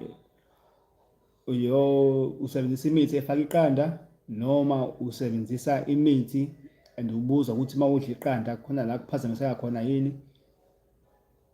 So mawuthi usakhona kwi-live cela ucacisa umbuzo wakho anguqondi kahle yabo. But I will say kunezinto ofanele ugweme ukuzidla molashwa or kanye musebenzisa imithi ethile because it does not communicate well with that diet. Uyabo? There's power in food. Khona umuntu ade ngikhuluma naye ngamchazela ngathi ukudla abantu bayakhona ukuthi bakusebenzise in order ukuthi the more udla into ethile the more iphakela amashushu or iphakela lento eyenziwe kuwena, right? So angenze nje mhlawumbe stupid example asithi waphuphudliswa engathi uphuphudliswa wadliswa mhlawumbe sithi amabheka. Manje njalo mohamba uthenga ibhega noma uthenga lamabhega aphethwe enza ibhega endlini udla ibhega uvusa leya nto leya to the point where mhlawumbe uthola ukuthi abasafuni ngisho abadala bakhuthi udla inyama ebovu because phela vele ibhega phethe comes from beef most of them. Yes, they come from beef and vele ke mawuphupha ke ngeke uphuphe i-chicken bake isikhathi esiningi uphupha inyama ebovu because inyama ebovu ingene izinto eziningi even mawuhlaba inyama oyisebenzisa inyama ebovu uyabo inyama ebovu it's also in our diet plan ukuthi mhlawumbe mesipheke endlini kuphekwa ibeef or kuphekwa amathambo or kuphekwa isitew thizeni. So the more lokudla leyo nto the more uphakela into ethile. That's why uthola abantu umuntu agcina sethi uyi-vegetarian uxaka ukuthi hawu Makhosi i-vegetarian kwenze njani. Hayi no abantu bakho abaxabananga ne-beef. Inkinga ukuthi wena uyilaphanga lezi zinto ezithile ezayiphakeleka ngathi usetshenziswe. So your people put you off of beef altogether. Into ezithile oyilungisanga so abantu bakho put you off of iskapu. Into ezithile oyilungisanga so abantu bakho bathi no yekushukela. Enza umzekelo uyabo kunezinto ogcina usuyekiswa zona uthola ukuthi mozidla uyagula because wasetshenzwa wadliswa lezi zinto lezi and then the more you ate them the more waphakala lento kwangalungiseka lezo zinto. So once wayilungisa lezo zinto you can go back to your beef and your burgers and your what and your what and your what uyabo but must ukuthi uyilungisa lezo zinto. It's just everything has to come with understanding uyabo. Yes kunenyama othola ukuthi because for example angazi ngizothi mhlambe umuntu othile wahlaselwe inkomo uyabo leyo nkomo resulted in him dying or her dying bese kwathiwa kulomndeni asidli inyama yenkomo uyabo because of inkinga ethile. If inkinga ethile ingalungiswa your lineage will forever not eat leyo nto because inkinga ethile anilungisanga. So kunezinto ezibasic nje kanjalo. But I'll say this before ngigqibe. We are back ekuhloleni and kulapheni and all of that. Sivulile. I'm going to try ukuthi yabo abantu mebehlola every week ngizama ukuthi nje if ulona you asithi Monday, Tuesday, Wednesday, Thursday, you know, you pay for your consultation. Make sure ukuthi by that week it's done. Ungafiki ngo Friday ukhokhe consultation and then expect ukuthi Saturday, Sunday I'm doing that. I can't be doing my consultations on Saturday and Sunday. Especially our online 990 because kunabantu abafika la esigodlweni. kunama cleanses that we do. There's a lot that's happening, so ngiyazama because ngiyabona ukuthi abanye abantu ngigcine ngibakhohliwe. Yabo, so every week nje umuntu mawubhukhe this week ngifuna ukuthi nje consultation yakhe ibe this week, in trying just to make sure ukuthi abantu abathile ngiyaqeda ngabo. And then I know there are people that paid late for combos and stuff last year. We are going to be sending a combo out. Please give us time.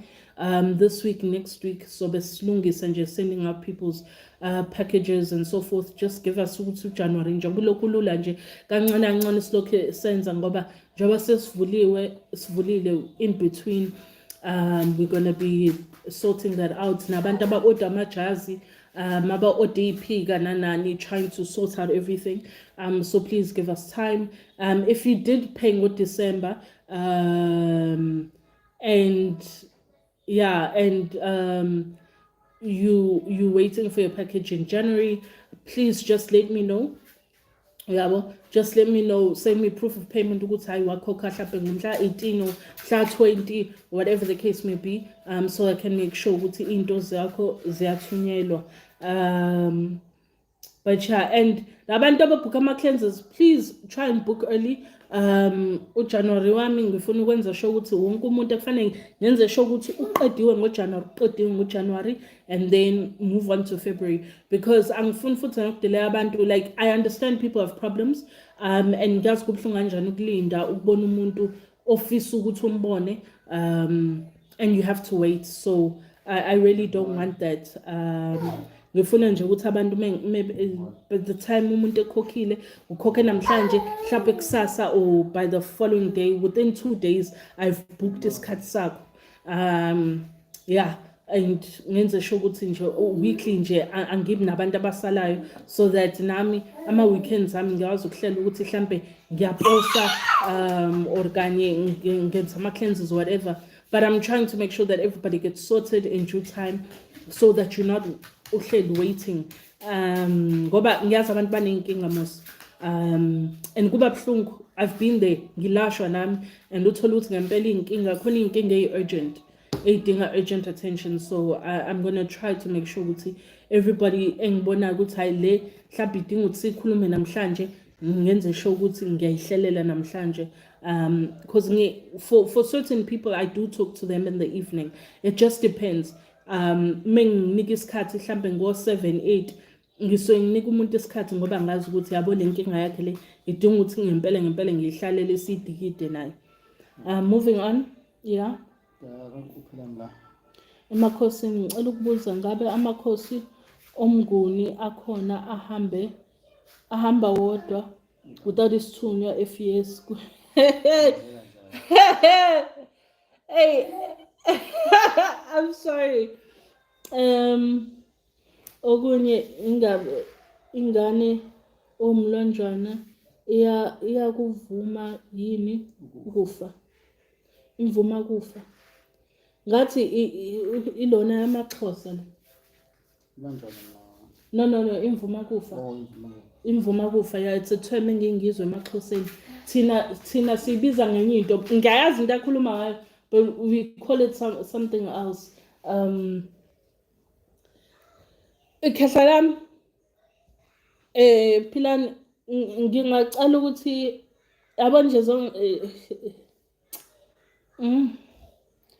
lezi zinto ezikhulumayo khehla, I think angikwazi ukuphendula into engazuthi isukaphi, ngoba ngizokuphendula into kanti ngiphendula into wrong engafanele ngiyiphendule.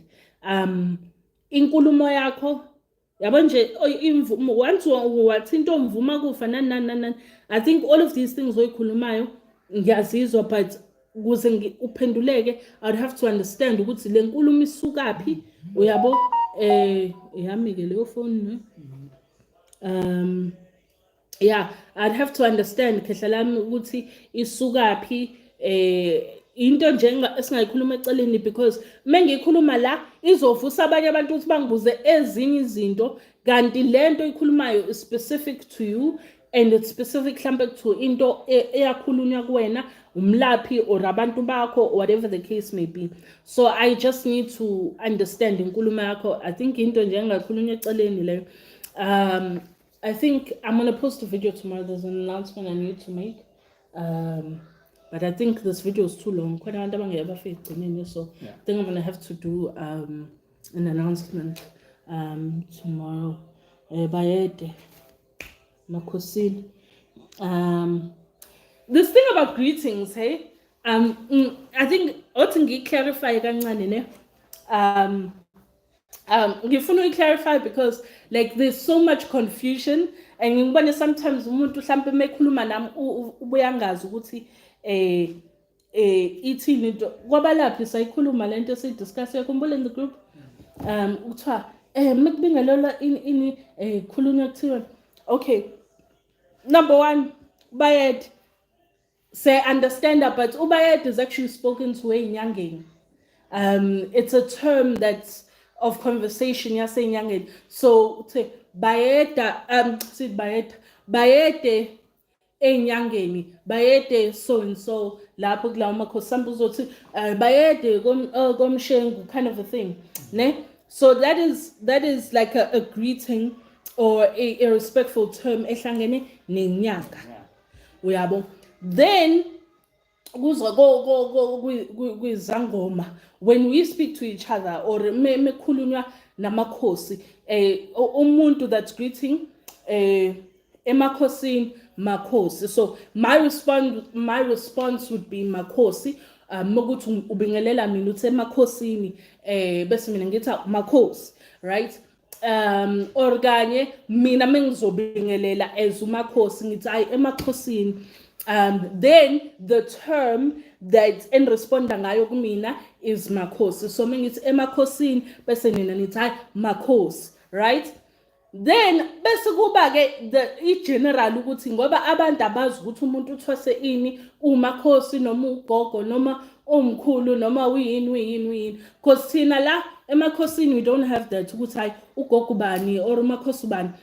Not umakhosi bani, sorry, ugogo bani umkhulu bani. The only time that thina emakhosini sithi ugogo so and so noma umkhulu so and so mesikhuluma esigodlweni sizangoma yabona njengami noShabalala njengoba sila uShabalala uzothi hayi ugogo uNdlovu, right? Because ufuna ukuchaza ukuthi ay lo muntu ofanele ukuyena hamba egogo uNdlovu, yabo. Noma athi umakhosi uNdlovu, however he wants to say it, but mezokhuluma athi uso noma mina mengizokhuluma ngithi ay uyocela lento kumkhulu uShabalala, uyayibona lento le. That's the only time we have that whole thing of ugogo usibanibani noma umkhulu usibanibani. Mesikhuluma sisodwa sabalaphi uthi hayi usho ugogo uShabalala noma usho umkhulu uMdletshe noma usho ugogo banibani, because seyisho ngisho kwabathandazi, yabo. Mesikhuluma sihleli sizangoma kukhona nabathandazi sithi hawu umkhulu uMdletshe hayi umkhulu nala hayi umkhulu uDlamini, yayibona lento le sikhuluma sabalaphi, right? Esigodlwe Shabalala mantsoke lelo shengu lakhe lincane. All right. And then bese kuba ke laba ke esingaba engaka understand ukuthi kwenzakalani, because wazi ukuthi umuntu umlaphi noma uyakhohlisa noma uyini. Lapha ka thokoza ke when they greeting bathi ayithokoza thokozani in that's their thing, uyabo. Thina emakhosini nayo siyaphatha nje sithi hayi emakhosini. But sekothokoza ke yothokoza. Then I know ukuthi ka Camagu ke bathi hayi Camagu noma Camagwini. I'm not deep into that conversation, but I know ukuthi when they refer to each other bathi Camagu bese I think mekuphendula kuthiwa Camagwini, I'm not too sure. O ka Camagu I'm correct. But that's the gist of understanding when it comes to lezinto, because even nathi emakhosini mesikhuluma namathwasa or mesikhuluma nezinye izangoma and we want silence, mhlawumbe ufuna ukuzwakala khona umyalezo ufuna ukhipha uzothi hayi emakhosini, now you asking for silence. Hayi basho bathi hayi makhosi bayangirecognize ke manje bese ngiyabeka ke inkulumo yami. That's how we do things. That's the different conversations. So when you Mase ngibheka ke nalaba laphi benu ke bako TikTok ke nako Instagram ke no what. At least when you greet noma mase nikhuluma senya understand ukuthi hayi wena minicha senyazi ukuthi hayi mengikhuluma noThokoza hayi Thokoza mase ukhuluma nomuntu osemakhosini hayi Makhosi noma ubingelela uthi hayi emakhosini hayi Makhosi hayibo leyo nto le into kanjalo sisogqiba ke manje I don't know if on TikTok they have questions angazi because there's been so many no questions that time. babuka nje babuka indaba bese There's no questions. okay all right I think I'm done then ke lana ngibonge Yeah. ngibonge ngibonge nje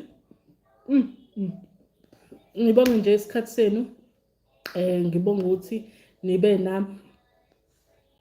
nami ngibonga ukukhanya bonga ukuphila sincinge nje lolu hambo njengoba kade sincenga ngonyaka odlule siphinde suncinge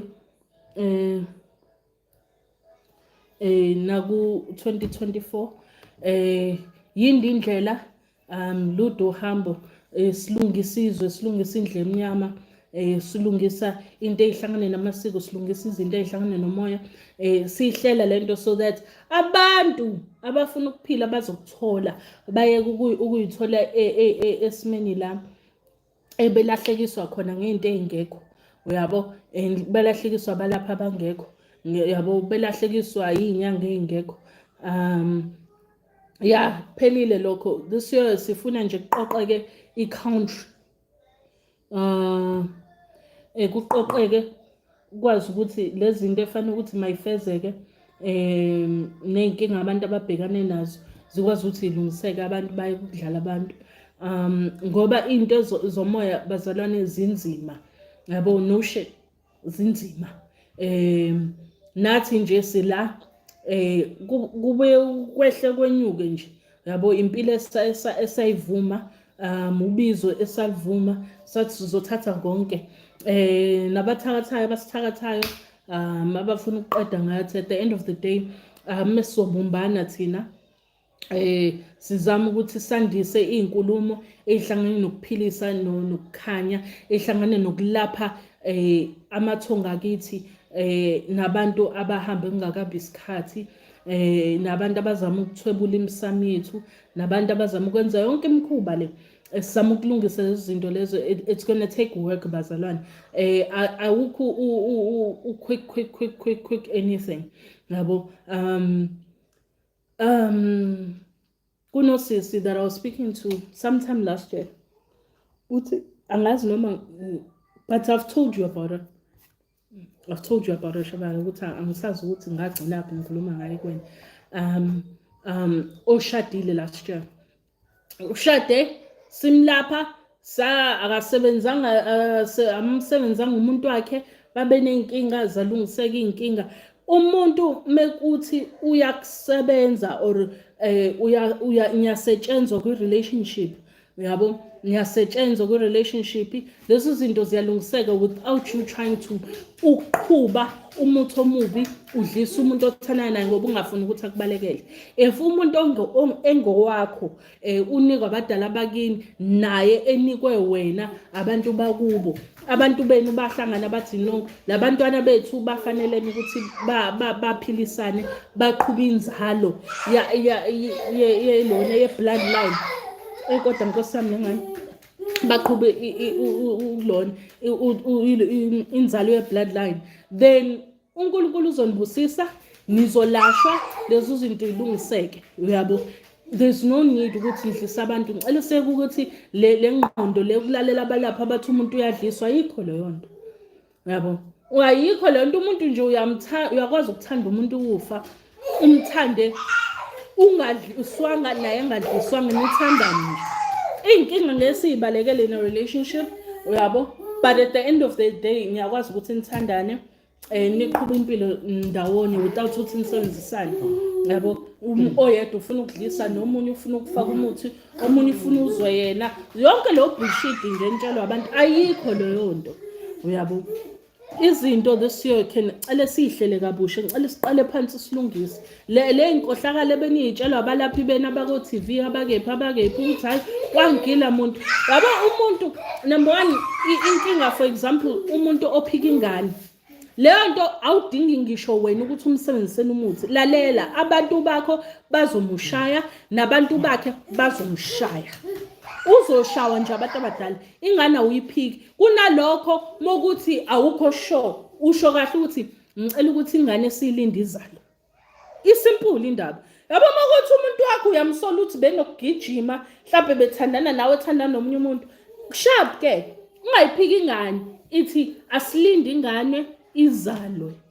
Then masizelwe ingane khona uDNA test manje, khona yonke into zabelungu even nakudala kwakunendlela yokubona ukuthi ingane yala ekhaya. Bazi labophozo lapho. Yabo labophozo la bayakubona bala ekhaya. Yabo mina if I can tell you, ophozo bami nophozo babanye no malume bami nophozo bama bonke abamkhulu and ophozo bakhulu wami, khona izingane zakhe lezi ezinophozo bakhulu wami, kodwa futhi labo banophozo bakhulu wami bayafana nomkhulu, labo banophozo bamkhulu bayafana nokhulu. Guys, ingane ayiphikeki nokuthiwa wenza nga-DNA test, khona uthi uvele uyibone nje le ngane uthi wele kade yala ekhaya, nokuthi uthanda ungathanda. Yabo mina ingane zami engiyizele azibuzwa ukuthi ezakashabalala, uyazibona nje ukuthi awu le hayi, noma kuthiwa bekunjani.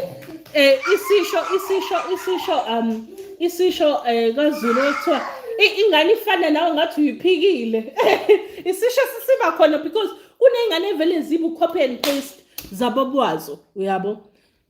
Musani ukuthi ngoba nakho umuntu uphika ingane yakho nani bese ufuna umsebenzi, uyiphikile ingane yakho pho, bazomshaya bangasekho cause leyo nto iyicala yenziwe. Ngoba ngisho esefanele ukuthi azohlawula ingane noma azothatha ingane ayifake esibungeni sakhe, kuzomela aqala geze ukuthi ufike ingane wayiphika kuqala, uyabo. Kuzomela ukuthi leyo nto ayilungise before azaqabanga nje ukuthatha ingane, kuzomela ukuthi ayilungise leyo nto ngoba wenza icala emsamo ukuthi ukuthuke ngenhlambi kufana nokuthi ukuthukile. Wathi ingane kuyona asikho isidingo bazalwane yabo, lento lokho endlala abantu abazontshela ukuthi hayi umuntu usetshenzwa ukuthi umuntu makuthakathi uyakwazi ukwenza izinto zokuvikela without seeking somebody out. Uthi umthathi yes angiphiki, khona umuntu akuthakathe to the point where udini uthi yazini ngiyomsebenza ke namhlanje, unaka lolo. Hayi ukuthi ngempela na uphuma endlini uhambe enyangeni ukuyosebenza umuntu ngoba uyakuthakatha. Bazalwane abathakathi babekhona even nangesikhathi saJesu, babekhona abathakathi. Into engeke siyibalekele leyo, siyophela sife sibashiya abathakathi. Khona abantu abasezothakatha nezingane zethu nabazukulu esizoba nabo, khona bazobathakatha. Abathakathi abayindawo bahlezi bekhona. Oskur umuntu afake isikhinki lesingaka athi oh my gosh I'm a slay queen, unamanga uthola ukuthi uyathakatha ebusuku. It's fine, like thakathani bazalwane, asilwi nani, but hayi ukuthi umuntu masusubonile noma usuzile uthi yakuthatha nawe bese uyothakatha. Akusebenzi kanjalo emoyeni, because the minute usuka endlini uthi ufuna ukuyoshaya umuntu usicindezela wena nomoya wakho, kodwa masuka endlini uthi na uyolanda izinto noma uyobona ukuthi kwenzakalani and ukuthi uzivikela kanjani, then kunokuphila lapho, and lo muntu lo uzotrabheka, uyabo. Izinto nje uyakwazi ukuthi uzifeze without having to go and do. Umuntu ngoba nakhe nginyanyisile uthi hayi mina ngeke ungijwayele kabi, so ngizokukhombisa isangoma isiphi esithi ungangijwayele kabi ngizokukhombisa. Akusosangoma leso. Like bazalwane, can we grow and start taking each other seriously and have serious understanding of his spirituality, ukuthi umuntu meseqinisweni emoyeni wakhe akekho umlaphi osukumayo athi ungijwayela kabi usonto ngizomkhombisa. Thina even nathi mesiza ngoma mesixabana umuntu umsaza ngempama khona lapho naye akushaye iphelile leyo ngxabano. Ayikho ukuthi sisiyolokho sisilona even nalabo abashayanayo isangoma takes a lot ukuthi abeke umuntu isandla. It takes a lot and it's not a common thing. but awusuki kwakho uthi uye emzini womuntu uthi uyemshaya. Angikaze ngayibona, angikaze ngabona soloke ngathi inhlo emngomeni, angikaze ngayibona isangoma. Mina sengizosuka kwami ngemzini womuntu ngiyomthuka ukuthi nokuthi ngithi ngizomshaya. Omunye umlaphi ngingasho leyo nto ku-a normal person ukuthi yabona-ke manje-ke sengikhumula-ke leli bhayike, sengikhumula-ke lelona-ke leskipa sami sengikhumula ibhayike ngoba wena uzama, mina nguThandi. Asibhekane njengozama noThandi, siqondane-ke manje. Ukuthini-ke kwenzekani-ke ungangijoyi kabi ngoba ngizokutrapha as uzama noThandi, not as uMakhosi uzama noMakhosi Thandi. No bazalwane, that's bullshit. Like we need to open our eyes and mature as people ukuthi kunama red flags vela khona when it comes to people claiming to be izangoma. Uyabo, isangoma will forever khuluma ukuphila even noma usidina. Yabo, ngisho noma sikudina isinye isangoma, but there's a manner of approach, there's a manner in which you always communicate with that other person. I'm not about to sit and have a silago TikTok ngilago Instagram senzana ama video ngiyakuthuka nawe uyangithuka, ungikhiphela indaba nawe ungikhiphela indaba. Like no basalano, we need to grow. If we find ourselves in these situations bese siyakhala ke kusasa ukuthi hayi ngayo kunapho ukuthi wadlala ngami ubuthanda. Because I've communicated how healers act. I've communicated how isangoma senze njani inyanga yenze njani nani. Because even inyanga we had this conversation. Inyanga wacela ungenza nje ubambe ngashoni. Lokho ekhuluma into eziningi ekuthuka ko social media and all these things. No bazalwane sibadala masibangaka. Into efanele yenziwe ingane zami leyo efanele bathukana ko social media ke ingane zami ke nontanga ba, not us as healers. Yabo, so mase the same healers zihluleka ukunilapha, it's because vele lento ade uyolanda kulo mlaphi uyolandani ngoba usahluleka ukuziphatha yena self. Yabo, asikhuleni, asikwazi ukukhulumisane, sikwazi ukuthi ke ama mannerisms nezinto kufanele sibheke. Umuntu ufanele understand ubuyena kuqala before we can even take advice or sikhulise umuntu. Yes, nami ngina umoya obuye uvuthe bhe. Mina ngiyaba nolaka, ngifuna nokuqamba manga mhlambe yinikhohlisa ukuthi mina ulaka lamasivukile bazalwana ngibambeke futhi ngiyasabeka nje. Ngewuzusho ukuthi ile sangoma sami sihlezi sihleka ku YouTube. Ngivele ngiphenduke uvela ubone ukuthi hayi ke akusakhuluma uThandi ke manje sekukhuluma ikhehle ekuthile. Na kuthatha into eziningi ukuthi mina ngifike lapho, ngifike kulolo lapho. Kufanele siqoqaneni sikhulisaneni sikwazi ukuthi ke kulonyaka masilapheke sithole ngisho abalaphi, ngisho umuntu angazanga kumina masithola abalaphi abazosilapha aba-right, abaphilayo, abazi ukuthi yini, what it means ukuthi nginobizo and what I've been called to do. But ke indeke sengikhuluma 2 hours ngibonke emakhosini makhanye kube kuhle kube mhlophe kunina. Hawu Thixo, amen.